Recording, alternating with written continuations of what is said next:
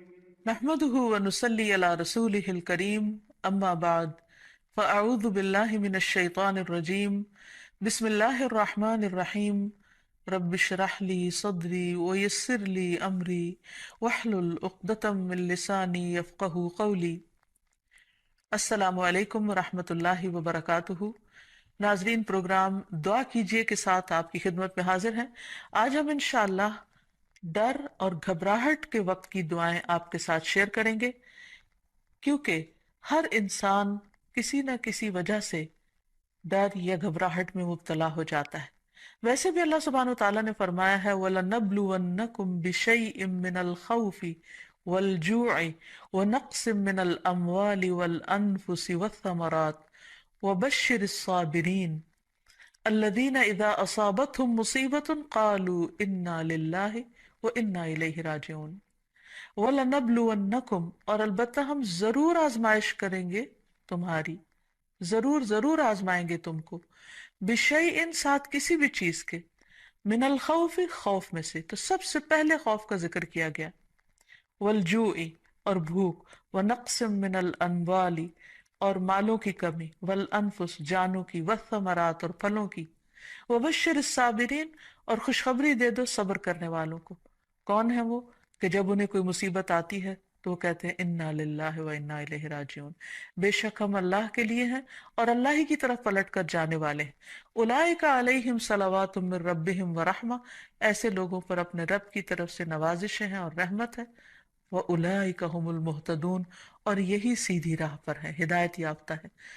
تو اس لیے بہت ضروری ہے کہ ہم خوف اور غم اور گھبراہٹ اور تکلیف اور پریشانی کے موقع پر وہ کام کریں جو ہمارے رب کو پسند ہے، تاکہ ہم صحیح راہ پر ہوں. اور صحیح راہ پر چلنے کا فائدہ یہ ہے کہ انسان قیامت کے دن اپنے رب سے جا ملاقات کرے گا، اس حال میں کہ رب اس سے راضی ہوگا اور وہ رب سے راضی ہوگا. اس سے بڑی انسان کی سعادت اور کیا ہو سکتی ہے؟ تو پھر ہونا کیا چاہیے؟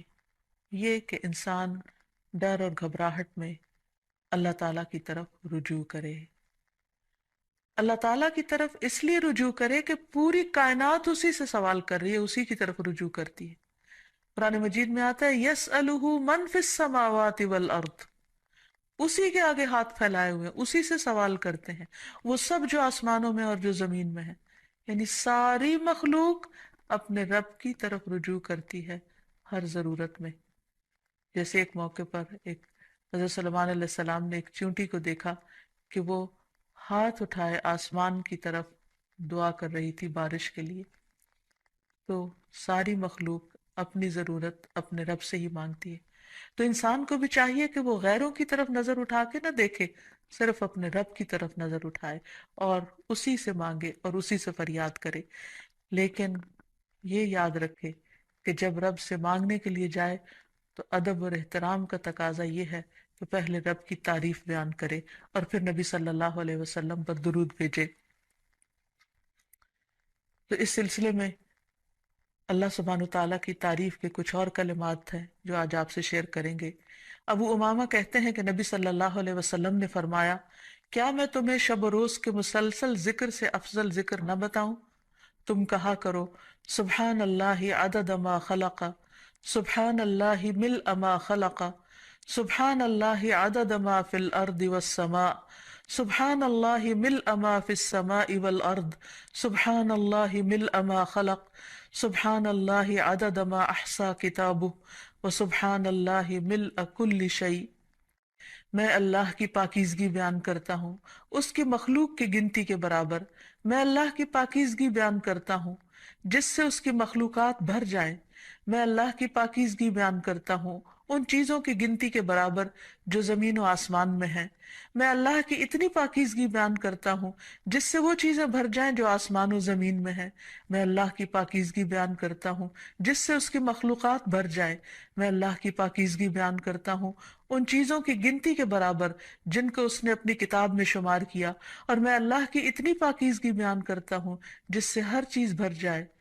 پھر تم اسی طرح الحمدللہ کہو، یعنی جہاں سبحان اللہ کہا ہے اسی طرح الحمدللہ کہ میں اللہ کی اتنی تعریف بیان کرتا ہوں. تو انسان اللہ سبحانہ تعالیٰ کی تعریف بیان کرتے ہوئے تھکے نہیں۔ اس تسبیح سے بھی انسان کی بہت سی مشکلات خود بخود حل ہو جائیں گی، اور پھر نبی صلی اللہ علیہ وسلم پر درود شریف پڑھے اور پھر اللہ تعالیٰ سے دعا کرے، کیونکہ حضرت انس سے روایت ہے، کہتے ہیں کہ میں نے رسول اللہ صلی اللہ علیہ وسلم کو فرماتے ہوئے سنا کہ اللہ تعالیٰ نے فرمایا، اے ابن آدم، تو جب تک مجھے پکارتا رہے گا اور مجھ سے امید رکھے گا، میں تجھے معاف کرتا رہوں گا جو بھی تجھ سے ہوتا رہا، اور مجھے اس کی کوئی پرواہ نہیں۔ یعنی بڑے سے بڑا گناہ معاف کرنا اللہ سبحانہ تعالیٰ کے لیے کچھ بھی مشکل نہیں۔ تو بہرحال جب انسان پر کوئی آزمائش آئے اور خصوصاً ڈر، خوف اور گھبراہٹ کا وقت ہو، تو پھر انسان اللہ سبحانہ تعالیٰ کی طرف رجوع کرے۔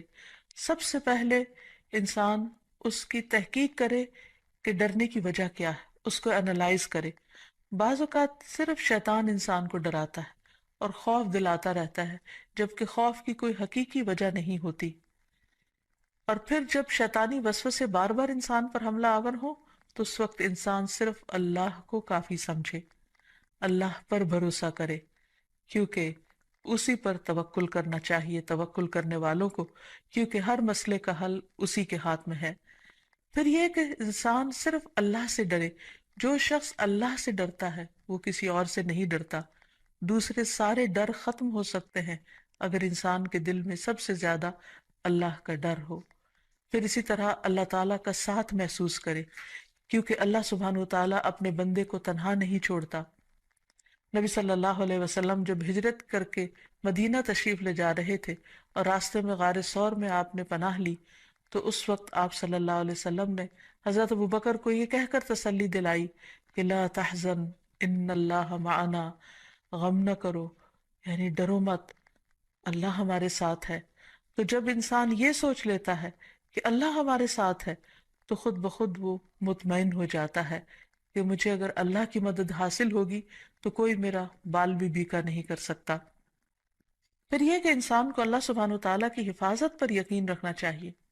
جیسے ایک موقع پر ہم دیکھتے ہیں کہ نبی صلی اللہ علیہ وسلم غزوے سے واپس آ رہے تھے، تو راستے میں آرام کرنے کے لیے ایک درخت کے نیچے آپ سو گئے، تو اتنے میں ایک اعرابی آیا اور اس نے آپ کی تلوار اٹھا لی اور تلوار لہرا کر آپ صلی اللہ علیہ وسلم سے کہنے لگا، جبکہ آپ کی آنکھ کھل گئی اس وقت، کہ بتاؤ اے محمد، آج تمہیں مجھ سے بچانے والا کون ہے؟ تو نبی صلی اللہ علیہ وسلم نے بہت اطمینان کے ساتھ بغیر کسی ڈر اور گھبراہٹ کے جواب دیا، میرا اللہ۔ یہ وہ یقین تھا اللہ تعالیٰ کی حفاظت کا، تو اسی بنا پر آپ صلی اللہ علیہ وسلم نے فرمایا میرا اللہ۔ تو وہ اعرابی کانپنے لگ گیا اور تلوار اس کے ہاتھ سے چھوٹ پڑی، اور پھر آپ صلی اللہ علیہ وسلم نے وہ تلوار اٹھا لی اور اس سے پوچھا، اب بتاؤ میرے ہاتھ سے تمہیں کون بچا سکتا ہے؟ تو اس پر وہ شخص اتنا مرعوب ہوا کہ وہ آپ صلی اللہ علیہ وسلم پر ایمان لایا اور آپ نے اس کو کوئی سزا نہیں دی۔ پھر یہ کہ انسان ڈر اور گھبراہٹ کے موقع پر، پریشانی کے موقع پر نماز سے سہارا لے۔ قرآن مجید میں آتا ہے، ان الانسان خلق ہلوعا اذا مسہ الشر جزوعا واذا مسہ الخیر منوعا الا المصلین الذین هم علی صلاتهم دائمون۔ بلا شبہ انسان تھڑ دلا بنایا گیا ہے، جب اسے کوئی تکلیف پہنچتی ہے تو گھبرا اٹھتا ہے، جب مال ملتا ہے تو بخیل بن جاتا ہے، سوائے نماز ادا کرنے والوں کے، وہ جو اپنی نماز پر ہمیشگی کرنے والے ہیں۔ تو گویا نماز کی پابندی انسان کو ڈر، خوف اور گھبراہٹ سے محفوظ رکھتی ہے۔ انبیاء علیہ السلام کا طریقہ یہ تھا کہ جب بھی انہیں خوف یا گھبراہٹ ہوتی تو فوراً نماز کے لیے کھڑے ہو جاتے، جیسے نبی صلی اللہ علیہ وسلم کے بارے میں بھی آتا ہے، اور اللہ تعالیٰ کا حکم بھی ہے قرآن مجید میں، وَاسْتَعِینُوا بِالصَّبْرِ وَالصَّلَاةِ، صبر اور نماز کے ساتھ مدد مانگو۔ پھر اسی طرح یہ ہے کہ انسان کوشش کر کے بہادری کا مظاہرہ کرے، اپنے دل کو تھامے، اچھی امید رکھے، پازیٹیو سوچ رکھے، تو اللہ سبحانہ و تعالیٰ اس بندے کی مدد فرماتے ہیں۔ نبی صلی اللہ علیہ وسلم تمام انسانوں میں سے زیادہ بہادر تھے۔ مدینہ میں اکثر خوف کی خبریں پھیل جایا کرتی تھی، اور آپ صلی اللہ علیہ وسلم تنہا باہر نکل کر لوگوں کے حالات کا جائزہ لیا کرتے تھے اور دشمن کے آنے کی بھی خبر لیتے، اور صحابہ کرام اس بات پر حیران ہو جاتے کہ کس طرح اللہ کے رسول صلی اللہ علیہ وسلم کسی سے بھی نہیں ڈرتے۔ پھر اسی طرح یہ ہے کہ انسان کے اوپر جب آزمائش آئے اس وقت بھی انسان اللہ تعالیٰ کی طرف رجوع کرے، اور جب تکلیف چلی جائے تو بھی انسان اللہ تعالیٰ کی طرف رجوع کرتا رہے، یعنی صرف مشکل وقت پہ نہ پکارے، عام حالات میں بھی انسان اللہ تعالیٰ کو پکارتا رہے۔ پھر اسی طرح کچھ چیزیں ایسی ہیں کہ جو انسان کو مکمل امن دیتی ہیں، مثلا عمرہ، حج، طواف، کیونکہ اللہ تعالیٰ فرماتے ہیں فَلْيَعْبُدُوا رَبَّ هَذَا الْبَيْتِ الَّذِي أَطْعَمَهُم مِّن جُوعٍ وَآمَنَهُم مِّن خَوْفٍ، ان پر لازم ہے کہ اس گھر کے رب کی عبادت کریں جس نے انہیں بھوک سے بچا کر کھانا یا خوف سے بچا کر امن دیا۔ پھر اسی طرح شرک چھوڑ دینا، قرآن مجید میں آتا ہے الذین آمنوا ولم یلبسوا ایمانہم بظلم اولئک لہم الامن وہم مہتدون، جو لوگ ایمان لائے اور اپنے ایمان کو ظلم سے آلودہ نہیں کیا، یعنی شرک سے آلودہ نہیں کیا، یہی لوگ ہیں جن کے لیے امن ہے اور وہی ہدایت پر ہیں، ہدایت پانے والے ہیں۔ پھر اسی طرح انسان اپنے آپ کو اللہ کے سپرد کر دے، رات کو سوتے وقت خاص طور پر یہ دعا پڑھ کر سوئے، اللہم اسلمت نفسی الیک ووجہت وجہی الیک وفوضت امری الیک، اے اللہ میں نے اپنا آپ تیرے حوالے کر دیا، میں نے اپنا رخ تیری طرف کر لیا، اور میں نے اپنا معاملہ تیرے سپرد کر دیا۔ تو جو چیز بھی انسان کو پریشان کرے تو وہ انسان اللہ کے سپرد کر دے، کیونکہ وہی ہر چیز کی ٹیک کیئر کرنے والا ہے، اور اس سے بہتر کوئی بھی کسی چیز کی حفاظت نہیں کر سکتا۔ پھر اسی طرح انسان اگر چاہتا ہے کہ ہمیشہ دنیا اور آخرت میں امن میں رہے ہر خوف اور گھبراہٹ سے، تو اللہ کی طرف سے آئی ہوئی ہدایت کی پیروی کرے۔ آدم علیہ السلام کو اور حضرت حوا کو جب دنیا میں اتارا گیا تھا تو اس وقت اللہ سبحانہ وتعالیٰ نے انسانوں کو بتا دیا تھا اور وعدہ فرمایا تھا قُلْنَا اهْبِطُوا مِنْهَا جَمِيعًا فَإِمَّا يَأْتِيَنَّكُم مِّنِّي هُدًى فَمَن تَبِعَ هُدَايَ فَلَا خَوْفٌ عَلَيْهِمْ وَلَا هُمْ يَحْزَنُونَ۔ ہم نے کہا سب کے سب اس سے اتر جاؤ، پھر اگر کبھی تمہارے پاس میری طرف سے واقعی کوئی ہدایت آ جائے تو جو میری ہدایت کی پیروی کرے گا اس پر نہ کوئی خوف ہے اور نہ وہ غمگین ہوں گے۔ پھر اسی طرح اللہ سبحانہ تعالیٰ اور اس کے رسول کی اطاعت انسان کو خوف اور غم سے نجات دینے والی ہے۔ اللہ تعالیٰ فرماتے ہیں یا بنی آدم اما یأتینکم رسل منکم یقصون علیکم آیاتی فمن اتقی واصلح فلا خوف علیہم ولا هم یحزنون۔ اے آدم کی اولاد، اگر کبھی تمہارے پاس واقعی تم میں سے کچھ رسول آئیں جو تمہارے سامنے میری آیات بیان کریں، تو جو شخص ڈر گیا اور اس نے اصلاح کر لی تو ایسے لوگوں کے لیے نہ کوئی خوف ہوگا اور نہ وہ غمزدہ ہوں گے۔ پھر اسی طرح دین پر استقامت اختیار کرنا انسان کو خوف سے نجات دیتا ہے۔ فرمایا ان الذين قالوا ربنا الله ثم استقاموا فلا خوف عليهم ولا هم يحزنون۔ یقیناً وہ لوگ جنہوں نے کہا اللہ ہمارا رب ہے اور اس پر پھر جم گئے، ان پر نہ کوئی خوف ہوگا اور نہ وہ غمگین ہوں گے۔ پھر اسی طرح انسان اپنے فرائض کی ادائیگی کرتا رہے، اور اگر فرائض ادا کرتا رہے گا تو اس پر کوئی خوف اور غم نہ ہوگا۔